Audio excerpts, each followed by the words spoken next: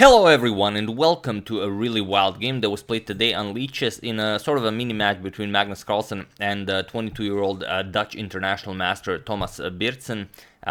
Also could be pronounced Beerdsen, not really, I'm never sure how to pronounce those Dutch names, but let's go with Beerdsen, as Beerdsen sounds like more like Hercules if you've seen that show.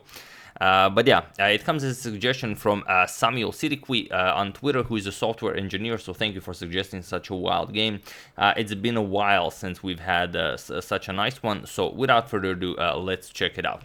So Magnus opens with the white piece. He goes c4. We have the English on the board. We have g6 going for the modern defense, d4. We have c5 and now knight to f3. Beerdsen trades in the center. We have captures, and now bishop to g7. We have e4 by Magnus, and now queen to b6 with a double attack on the knight here. And Magnus retreats it. Knight back to b3, and now a5, going after that knight on b3, preparing a4, and now there have been games that reach this exact same position where knight to c3 was played. Also c5 is a known move here, but the move Magnus plays is a new one, so already as of move 7 we have a completely new game.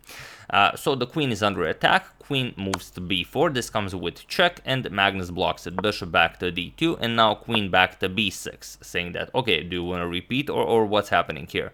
But Magnus shifts it over to c3 to counter black's very strong bishop on g7. Of course, black has no interest in trading dark square bishops, so knight to f6, and now c5, pushing the queen further back. Now you could go, for example, to c7, you could go to c6.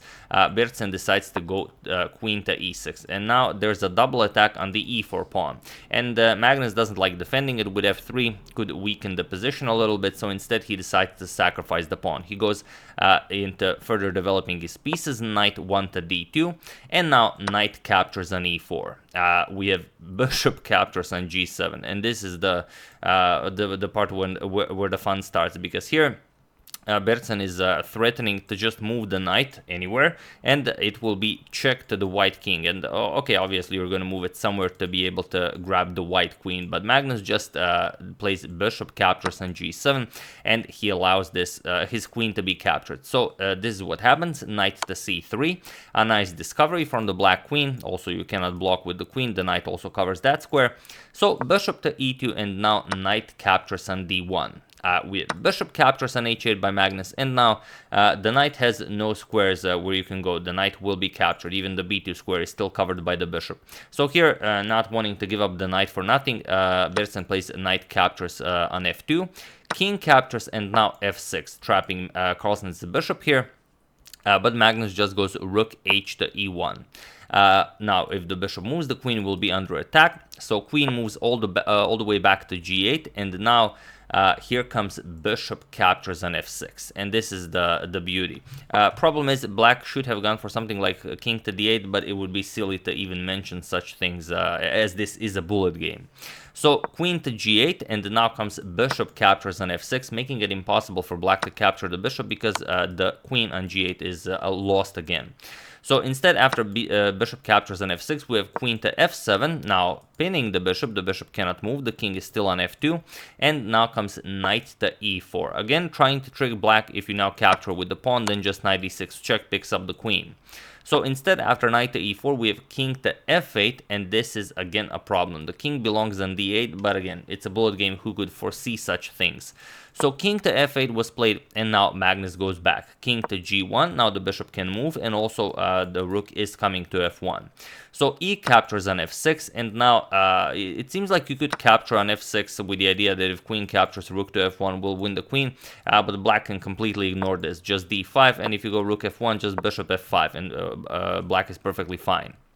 So instead, after this e captures on f6, we have knight to d6, and this is why the king belonged on d8, because now both the queen and the bishop on c8 are under attack. So there's no way to defend the bishop here, you just have to move the queen somewhere.